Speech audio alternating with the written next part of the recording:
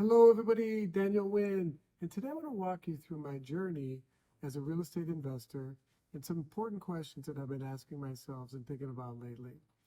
And I want to share with you how I went from a guy who was chasing rent checks to the guy who doesn't deal with tenants, termites, and toilets anymore. So let's dive in. In this episode, if you've ever asked yourself, is real estate really worth it? And does it meet your goals that you're searching for? Your tolerance, your stress, your income. If it is or isn't, that's for each of us to decide. And this is what I want to share with you today. Let's start with the big picture. Real estate has a lot to offer.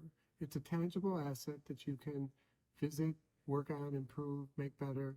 You can use leverage, right? There's tax benefits and there's cash flow. And all of those are the benefits that we are chasing. And those are the things that are the positives.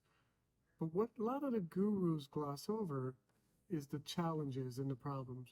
What about when people don't pay their rent? What about when somebody destroys your property and not paid the rent, right? Also, real estate is not necessarily liquid.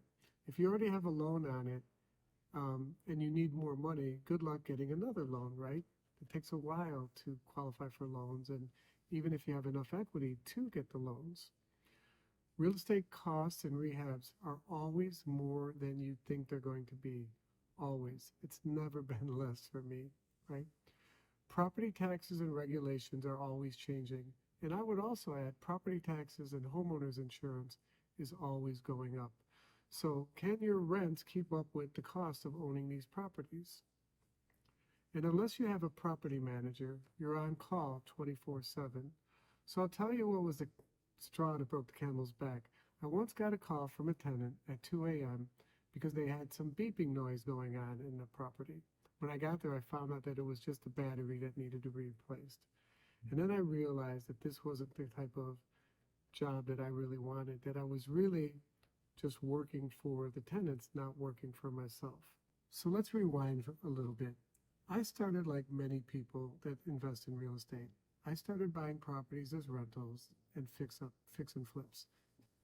And I'd buy low, sell, and sell for a profit, hopefully, right? Sometimes I made a good profit, sometimes I made very little profit. And believe it or not, sometimes I made no profit. Maybe you're lucky and is not your situation. But I also realized that I was creating a lot of work for myself. Rentals did give me long-term appreciation and cash flow, but it did drain my time and energy. Flips gave me quick profits, but they were inconsistent and tied up my capital for months or sometimes longer. At one point, I realized I wasn't building a business. That's when I made my shift. I stopped trying to be a landlord and a flipper and focused on these two things: buying distressed properties, cleaning them out, and selling them, and brokering or lending my own money to distressed property owners or other real estate investors, lending on business purpose loans, not consumer loans. No more property management headaches and no more long-term timetables for rehab. I call this to clean and sell or lend and collect. This strategy gave me what I was really after: freedom, liquidity, and peace of mind. Think of it like this. I think of it like this. I stopped trying to build a boat. I started either renting my capital out for passive income or selling lifeboats to people in trouble. Now let's talk about private lending, because this is where I've landed and it's a big part of my strategy in life. I fund deals for real estate investors and people that are in distress. But my number one requirement is that they have a lot of equity in case anything goes bad, right? When I lend, I'm protected by the asset. The borrower makes his monthly payments and I get paid first before their repairs and other expenses. It's consistent, predictable, and scalable. Private lending isn't about making money. It's about keeping your time and getting the great returns that I was always looking for. So if you're in the early stages of your investing career or you're already seasoned professional, you have to ask yourself, are you building wealth or are you building work? It's okay for the strategy to evolve. It did for me. Today I focus on creating real profits instead of real estate headaches.